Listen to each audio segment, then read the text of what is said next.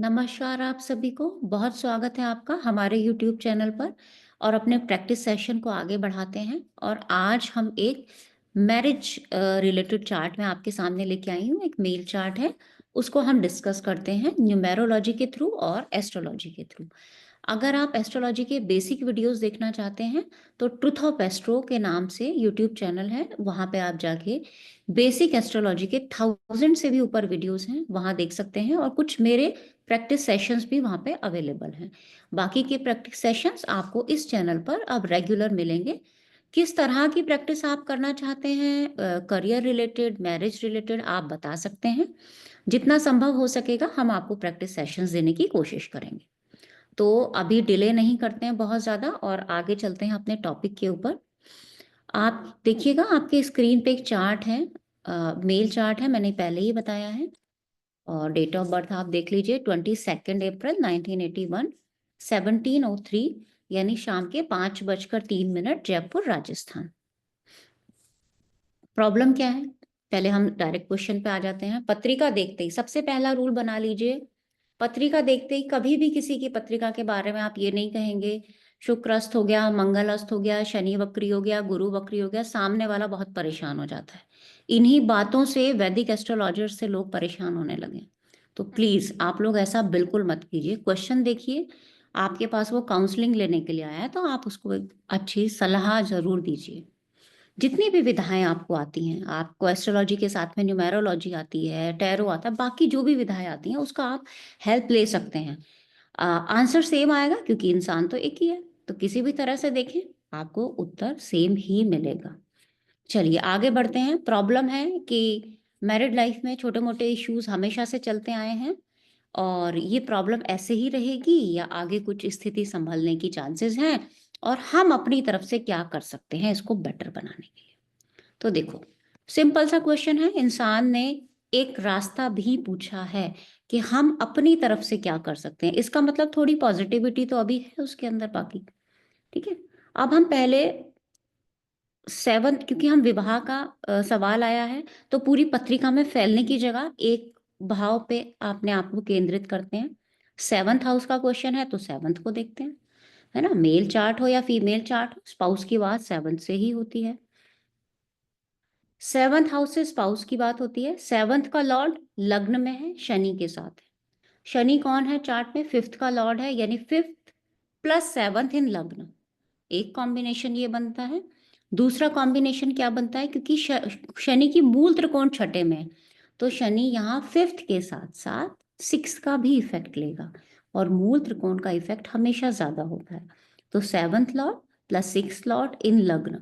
अब मेरे को क्या, मेरा क्या क्वेश्चन आया, मेरा सवाल ये नहीं आया कि इसकी हेल्थ कैसी होगी या बुद्धि विवेक कैसा रहेगा, नहीं। मुझे सेवंथ का क्वेश्चन है। मैं क्या देखूंगी, सेवंथ के साथ सिक्स्थ और फिफ्थ लॉर्ड का कनेक्शन लग्न में हो गया, यानी जहां आप दोनों एक साथ हो वहां कहीं ना कहीं सिक्स का इफेक्ट भी लिए हुए हो, तो थोड़ी बहुत परेशानी तो सिक्स आपको देगा ही देगा। नेक्स्ट आते हैं, कारक को देख लेते हैं। क्योंकि शुक्र भाव से ज्यादा भावेश और भावेश से ज्यादा कारक। कारक को देखें तो एट्थ हाउस में है। बहुत जनरल, मोटा मोटा, छोटे छोटे स्टेप्स में मैं आपको बताऊंगी कैसे प्रिडिक्ट करना है। एट्थ हाउस में शुक्र नॉट गुड, सिक्स हाउस में भी अच्छा नहीं है, ट्वेल्थ में भी अच्छा नहीं है। अब ये मत कहिएगा ट्वेल्थ में शुक्र को बहुत अच्छा बताया जाता है। मैरिड लाइफ के लिए अच्छा नहीं है, खर्चे के लिए शुक्र अच्छा है, खूब खर्चा करो शुक्र की तरह। ठीक है, तो किस लिए अच्छा है और किस लिए खराब है ये समझना बहुत जरूरी है। शुक्र एट्थ हाउस में है। शुक्र आप यहाँ देखेंगे अस्त लिखा हुआ है। शुक्र अस्त भी है, सूर्य के प्रभाव में, मंगल के प्रभाव में, बुध के प्रभाव में भी है, यानी कि शुक्र कंप्लीटली पीड़ित हो गया। और इस चार्ट में मंगल कहाँ का लॉर्ड है? एट्थ हाउस का लॉर्ड है। शुक्र के साथ में कौन है? एट्थ हाउस का लॉर्ड है। सूर्य ट्वेल्थ का प्रभाव लिए हुए है ना। भले ही आपस में दोनों में शुक्र बुध में थोड़ी समता हो, लेकिन प्रभाव ट्वेल्थ का लिए हुए है। तो शुक्र भी पूरी तरह पीड़ित हो गया, यानी पत्नी कहाँ चली गई?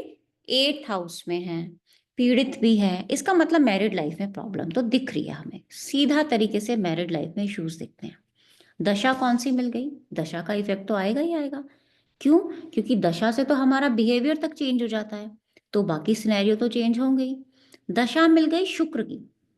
अब शुक्र की दशा मिली है, हम यहाँ पैसे की बात नहीं करेंगे, पैसा आएगा जाएगा, हमें उससे मतलब नहीं है। हमारा क्वेश्चन आया है मैरिड लाइफ के लिए। शुक्र कौन हुआ? पत्नी। तो ऑब्वियसली आप ये नोटिस करके देखिएगा, छोटी से छोटी प्रत्यंतर दशा का भी इफेक्ट आता है। अगर मेल चार्ट में शुक्र की दशा हो और शादी हो चुकी हो, फीमेल चार्ट में गुरु की दशा हो और शादीशुदा हो, तो मैरिड लाइफ में अच्छे या बुरे परिणाम मिलेंगे। मैंने बोला अच्छे या बुरे, मतलब डिपेंड करेगा ग्रह की कंडीशन और ग्रह की क्या स्थिति है। वो जितना पीड़ित होगा उतने ज्यादा इल इफेक्ट्स मिलेंगे।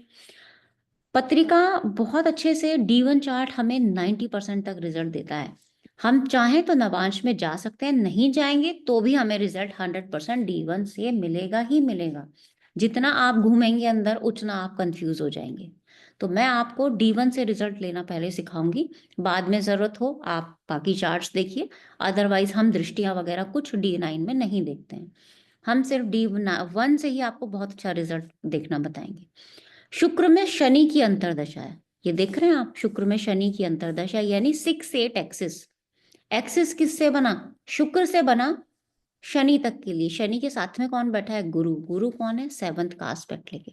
पहले तो ना देखो, विवाह में परेशानी कोई एक दिन में नहीं आती है। 81 बॉर्न है ना, विवाह हुए भी 10-12 साल हो चुके हैं। इसका मतलब परेशानी का कारण ऐसा नहीं है कि आज रात को हम, आज सुबह हम पंडित जी के पास गए तो कल रात को कोई ना कोई प्रॉब्लम रही होगी या 2 दिन से प्रॉब्लम चली होगी। बिल्कुल नहीं, सालों से प्रॉब्लम चलती हैं, उसके बाद ये इफेक्ट दिखने शुरू होते हैं। जब कहते हैं ना कि जब पानी बिल्कुल सर के ऊपर से चला जाए, तब हम उस प्रॉब्लम को लेके आते हैं सामने। तो इसका मतलब जो जो क्वेश्चन आया है ना, उस क्वेश्चन में ही जातक का आंसर खुद छिपा होता है। पहले हम इनकी कंडीशंस देखते हैं कि इनकी क्या कंडीशंस है, क्योंकि बिहेवियर इंसान का बहुत सारी चीज़ों को बदल भी सकता है और सही भी कर सकता है।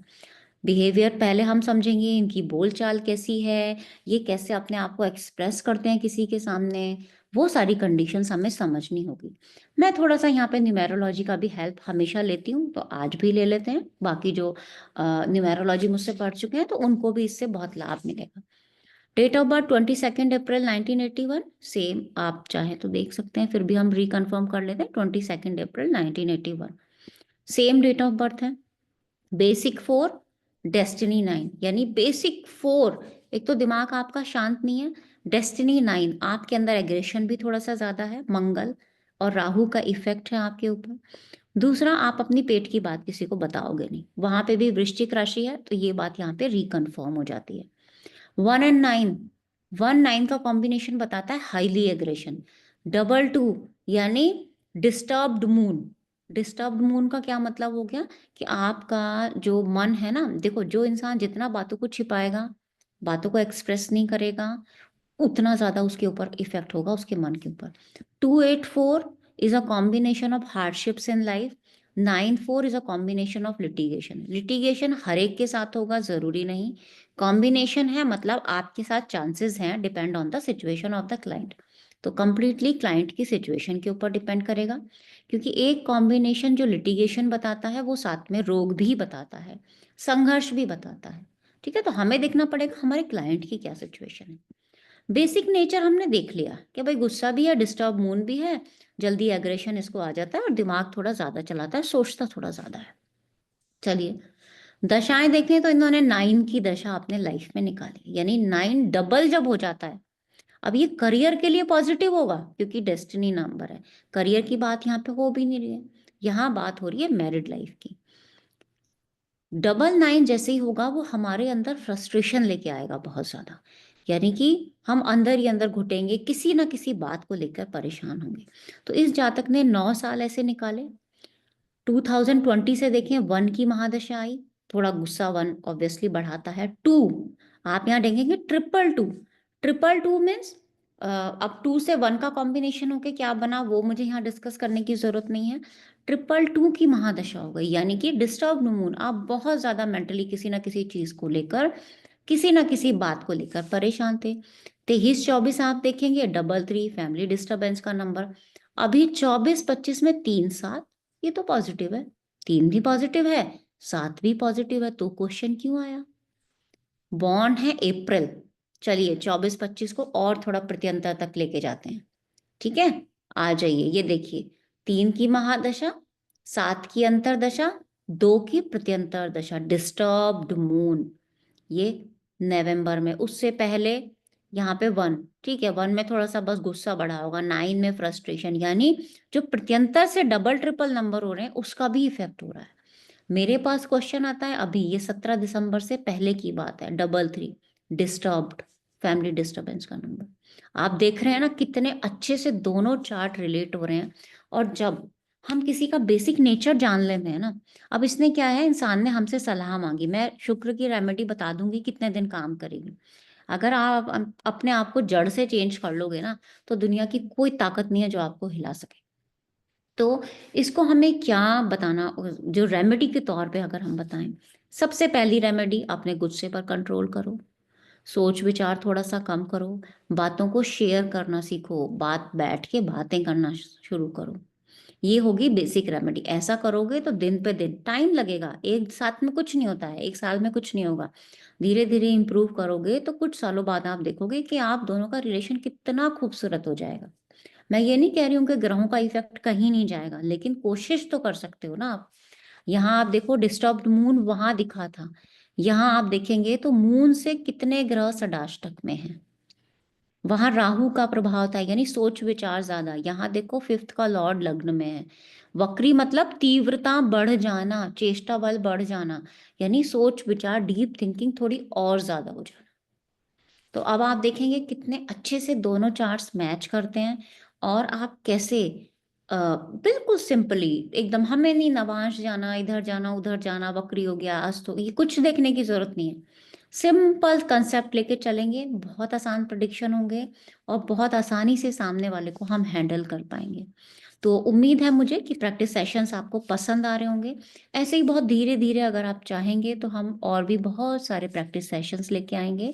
आप कमेंट बॉक्स में बता सकते हैं किस चीज़ से रिगार्डिंग आप चाहते हैं कि हम प्रैक्टिस सेशंस आपके सामने लेके आए। तो आज के लिए इतना ही रखते हैं, बहुत बहुत धन्यवाद।